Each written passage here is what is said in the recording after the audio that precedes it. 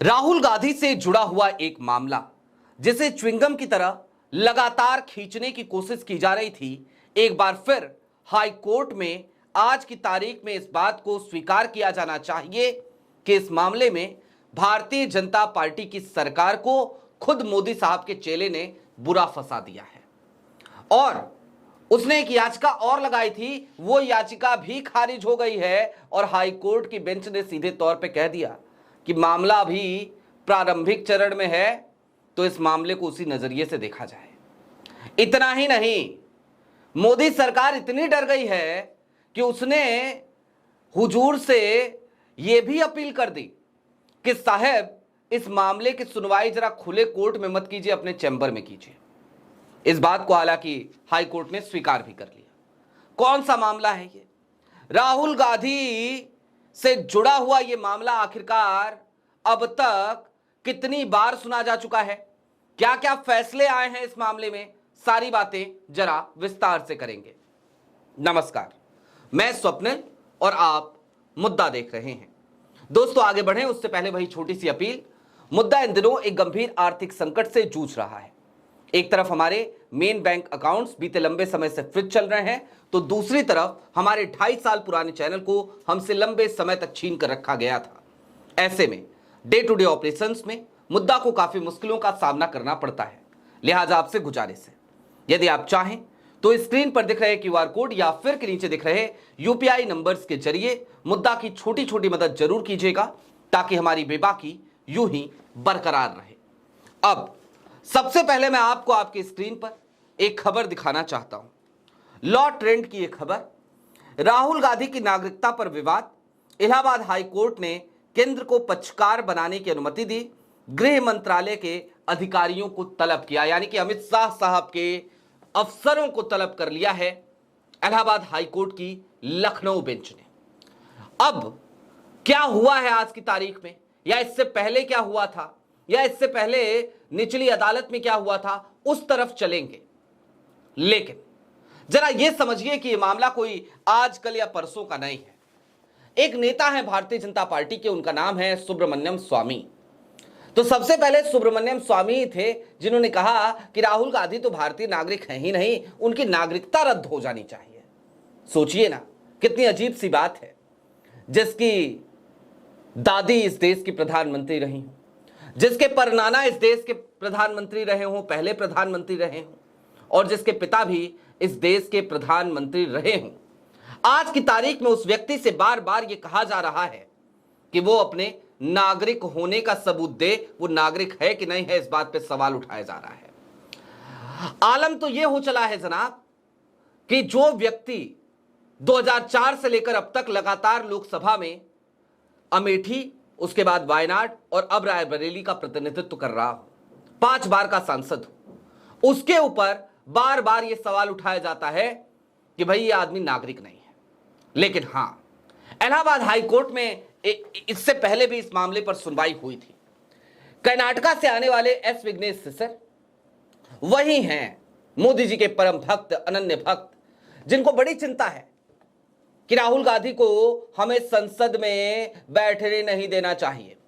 S Vighnesh सिसर वो व्यक्ति हैं जो बार बार मुंह की खाते हैं, लेकिन उसके बाद भी बेशर्मी, थिथरई, बेहयाई के साथ अदालतों का दरवाजा खटखटा देते हैं और कहते हैं कि नहीं हुजूर, कुछ और नए सबूत आ गए हैं, एक बार फिर से सुनवाई कर लीजिए। इलाहाबाद हाई कोर्ट में यह मामला पहुंचा था काफी पहले, और काफी पहले यह मामला खारिज हो चुका था। उसके बाद एस विघ्नेश सिसर रायबरेली पहुंच गए और रायबरेली के MP MLA कोर्ट में इन्होंने याचिका लगाई और कहा कि जनाब, इलाहाबाद हाई कोर्ट ने मुझे इस बात की छूट दी है कि जैसे ही कोई नया सबूत आए तो भाई आप अदालत का रुख कर सकते हैं। तो नए सबूत आ गए हैं मेरे पास, लिहाजा मैं अदालत में आया हूं। रायबरेली में जैसे ही मामला गया, पहली सुनवाई थी, वहां पर राहुल गांधी के तमाम समर्थक पहुंच गए, और जैसे ही पहुंचे तो एस विघ्नेश सिसर को बड़ा डर सताने लगा। भागे भागे लखनऊ पहुंचे, और लखनऊ पहुंच करके लखनऊ बेंच में इलाहाबाद हाई कोर्ट की जाकर के याचिका लगाते हैं कि मेरी जान को खतरा है, लिहाजा इस मामले को रायबरेली से लखनऊ शिफ्ट कर दिया जाए। मामला लखनऊ आ गया। लखनऊ की निचली अदालत में सुनवाई हुई और जनवरी में जैसे ही लखनऊ में इस मामले की सुनवाई हुई, जनवरी में याचिका खारिज हो गई। जनवरी में ही लखनऊ की निचली अदालत ने कह दिया कि आपके पास कोई सबूत नहीं है, सब बकवास बातें हैं, सब फर्जी की बातें हैं जो आप कर रहे हैं, लिहाजा हम इस मामले में राहुल गांधी के खिलाफ एफआईआर कराने का आदेश नहीं देंगे। एस विघ्नेश शिशिर यही नहीं रुके, उसके बाद फिर से पहुंच गए इलाहाबाद हाईकोर्ट की लखनऊ बेंच में और जाकर के फिर से नई याचिका लगा दी। और नई याचिका लगाई तो अब अमित शाह साहब को फंसा दिया है। कैसे फंसाया है? इलाहाबाद हाईकोर्ट ने मामले को किस आधार पर खारिज किया था, सबसे पहले जरा वो आप जान लीजिए। दरअसल इलाहाबाद हाईकोर्ट ने इस मामले पर लगभग 6 महीने तक सुनवाई करी थी और 6 महीने तक केंद्र सरकार से, अमित शाह के मंत्रालय से बार बार इलाहाबाद हाईकोर्ट सबूत मांगती रही, कहती रही दस्तावेज मुहैया कराइए और हमको बताइए कि राहुल गांधी भारत के नागरिक है कि नहीं है। बस इस बात का जवाब दे दीजिए कि राहुल गांधी भारत के नागरिक हैं कि नहीं है। लेकिन इलाहाबाद हाईकोर्ट जितनी बार भी पूछती, हर बार केंद्र सरकार की तरफ से, गृह मंत्रालय की तरफ से टालम टोल वाली स्थिति, यानी कि अमित शाह का मंत्रालय यह बताने में नाकामयाब साबित हुआ कि राहुल गांधी भारत के नागरिक हैं कि नहीं है, उनकी नागरिकता रद्द होनी चाहिए कि नहीं होनी चाहिए।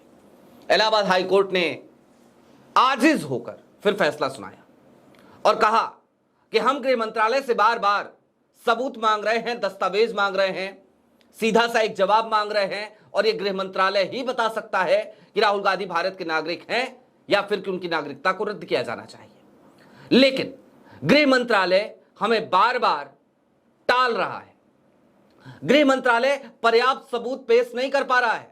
लिहाजा हम इस मामले को एस विघ्नेश शिशिर, मोदी जी के भक्त एस विघ्नेश शिशिर, उनकी याचिका को खारिज करते हैं। वो मामला वहां खारिज हो गया।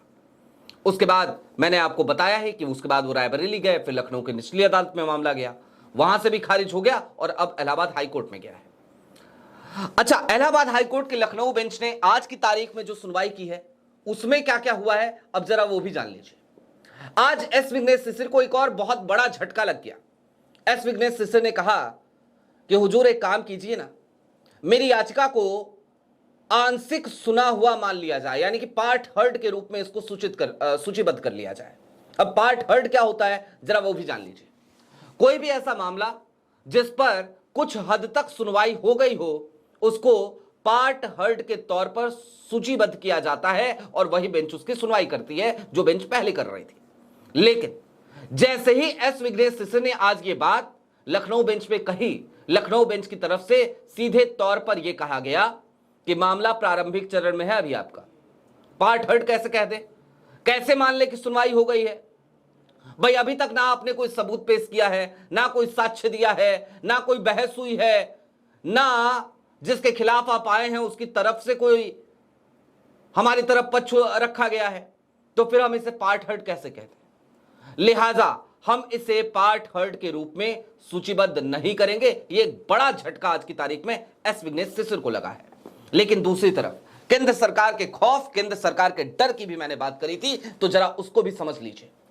आज की तारीख में अमित शाह साहब के मंत्रालय से जवाब फिर से मांगा गया और कहा गया ले आइए, जरा फाइल लेकर के आइए और फाइलें लाइए, दस्तावेज लाइए, लाकर के अदालत में रखिए ताकि हम फैसला तो सुना सके जनाब। क्योंकि आप बार बार टालम टोल करते हो, दस्तावेज नहीं देते हो, सबूत नहीं देते हो और हर बार ये मामला खिंचता चला जाता है। उसके बाद अमित शाह साहब के मंत्रालय से जब ये सवाल जवाब किया गया तो सरकारी वकील ने एक बड़ी मजे की बात आज कही। उन्होंने कहा कि साहब गृह मंत्रालय जो दस्तावेज देगा ना वो बड़े गोपनीय प्रवृत्ति के हैं, गोपनीय प्रकृति के हैं। लिहाजा हम आपसे दरख्वास्त करते हैं कि इस मामले की सुनवाई जरा बंद चैम्बर में कीजिए, खुली कोर्ट में इस मामले की सुनवाई ना की जाए। अब इसे आप गृह मंत्रालय का खौफ नहीं कहेंगे, डर नहीं कहेंगे, तो क्या कहेंगे? अरे किस बात से आपको चिंता सता रही है भाई साहब? जिस व्यक्ति की छवि को खराब करने के लिए आपने हजारों करोड़ों रुपए लगा दिए, इन्वेस्ट कर दिए, जिस व्यक्ति को आपने पप्पू नाम से अलंकृत किया, वो व्यक्ति जो भारत जोड़ो यात्रा, फिर भारत जोड़ो न्याय यात्रा से अपनी छवि सुधारता है, आज की तारीख में वो व्यक्ति लीडर ऑफ अपोजिशन है उस व्यक्ति के मामले में अगर खुली कोर्ट में सुनवाई हो तो आपको क्या तकलीफ हो रही है और किस बात की तकलीफ हो रही है? हो जाने देते खुली कोर्ट में सुनवाई। देश को भी तो यह जानने का हक है कि आपके पास आखिरकार कौन से सबूत हैं कि राहुल गांधी इस देश के नागरिक है कि नहीं है, उनकी दोहरी नागरिकता है कि नहीं है।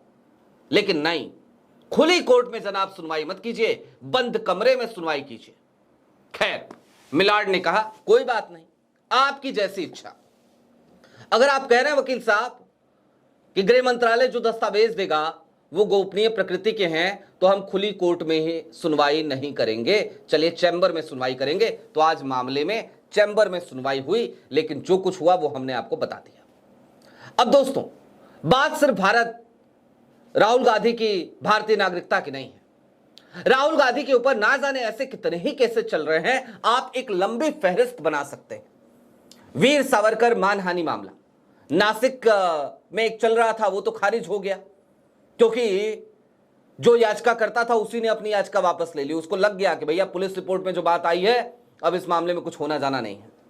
पुणे के एमपी एमएलए कोर्ट में वीर सावरकर मानहानि मामला, इंडिया स्टेट का मामला संभल से खारिज हुआ लेकिन बनारस में अभी चल रहा है।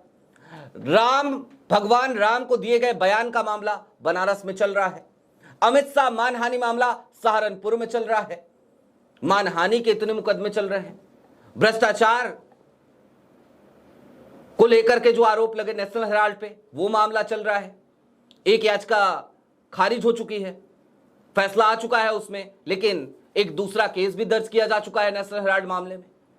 तीसरी तरफ थोड़ा सा और इस पे ध्यान दीजिए आप, तो पता चलेगा एजीएल वाला मामला वो भी पंजाब हरियाणा हाई कोर्ट ने खारिज कर दिया है।